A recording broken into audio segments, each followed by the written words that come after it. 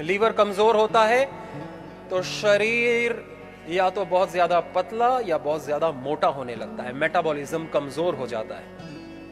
Carbohydrate का metabolism, fat का metabolism, protein का मेटाबॉलिज्म कमजोर हो जाता है।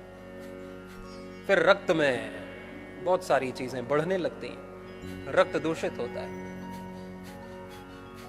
तो हम अपने लीवर को कैसे एक्टिव रखें, प्रोएक्टिव रखें? आसनों से, पेट के आसन करना, कपालभाति करना, और लीवर को और स्टिमुलेट करने के लिए सर्वकल्प क्वाथ, सर्वकल्प क्वाथ में पुनर्नवा, मकोए, भूमि आंवला, ये लीवर के लिए सर्वश्रेष्ठ औषधियां हैं आयुर्वेद में। पुनर्नवा घर पे भी लगा सकते हैं, ताजा ताजा पत्तियों का जूस लेके पी सकते हैं, यहां भी देते हैं ताजा जूस, नहीं तो काढ़ा पतंजलि में आता है। सर्वकल्प क्वाथ,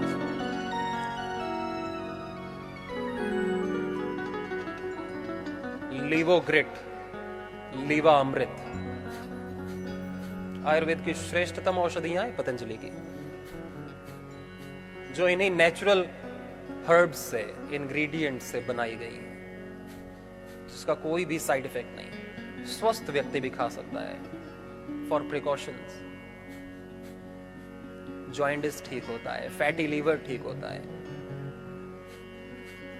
फिर हमें फास्ट फूड तो छोड़ना पड़ेगा ना, मैदे से बनी हुई चीजें, ज्यादा जो नमकीन बिस्किट रोज खाते हैं, फिर उससे तो लीवर कमजोर होगा, लीवर फैटी होगा। अल्कोहल, शराब पीते हैं, लीवर खराब होगा।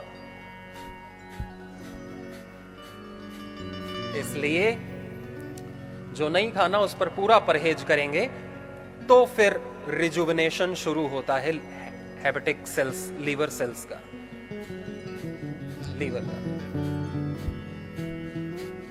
लीवर सबसे बड़ा ग्लैंड है हमारे शरीर में। नहीं तो छोटे छोटे रोग से व्यक्ति को पता नहीं होता और अस्पतालों में जाकर के फालतू की गोली खा खा करके वो अपने जीवन से हाथ धो देते हैं, हाथ धो देते हैं। फिर पहाड़ टूटता है परिवार पर दुखों का। जॉइंटिस जैसी छोटी छोटी बीमारियों से आदमी समाप्त हो जाता है, क्योंकि उसे पता नहीं था कि उसे योग कर लेना चाहिए, उसे सर्वकल्प क्वाथ ले लेना चाहिए, लीवोग्रिट वाइटल जो आप देख रहे हैं स्क्रीन पर, लीवा अमृत, ये औषधि ले लेनी चाहिए। क्योंकि वो परम पूज्य स्वामी जी महाराज जी को सुनते नहीं, सुबह सुबह सुने तो कुछ अंदर ज्ञान जाए और उसका प्रयोग कर पाए वक्त आने पर। नहीं सुनते। अच्छी पुस्तकें जो पतंजलि में, जो परम पूज्य स्वामी जी बता रहे थे, पुस्तक सबसे अच्छी कौन सी? उपचार पद्धति, लाइन ऑफ ट्रीटमेंट, ये सबके घर पर होनी चाहिए, पढ़नी चाहिए आपको। इसमें पूरी एसओपी लिखी है, एक एक डिजीज वाइज, क्या नेचुरोपैथी ट्रीटमेंट, क्या आयुर्वेदिक औषधि, क्या यज्ञ थेरेपी, क्या षटकर्म, क्या खान पान, क्या परहेज, सब लिखा है उसमें। वो होना चाहिए। इस घमंड में नहीं रहना चाहिए कि मैं स्वस्थ हूं, मुझे क्या सुनने की जरूरत, मुझे क्या महाराज जी को सुनने की जरूरत, पढ़ने की जरूरत। फिर वो जाता है काम से,